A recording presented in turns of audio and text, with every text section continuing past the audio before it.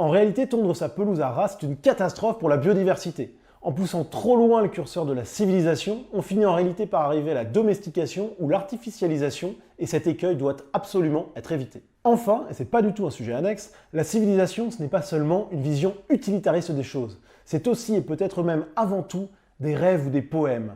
Et sans nature sauvage, comment croire que nous pourrions nous remettre à rédiger des poèmes, à composer des grandes symphonies, à peindre des chefs-d'œuvre? Comment pourrions-nous tout simplement nous remettre à rêver? Nous avons besoin de nature pour nous remettre à vivre. L'un des piliers de la droite, ou du néoclassicisme selon le terme que j'affectionne en ce moment, c'est la recherche de l'harmonie. Et ceux qui ont regardé l'excellente conférence de Julien Rochdy sur la philosophie de droite reconnaîtront le terme. Alors comment concilier la nécessité d'ordonner son environnement et la recherche de l'esthétisme d'un côté, avec l'écologie et notre besoin de sauvage de l'autre? Comment arriver à l'harmonie dans l'acte politique et écologique que constitue l'organisation de son jardin? Comment réunir civilisation et nature?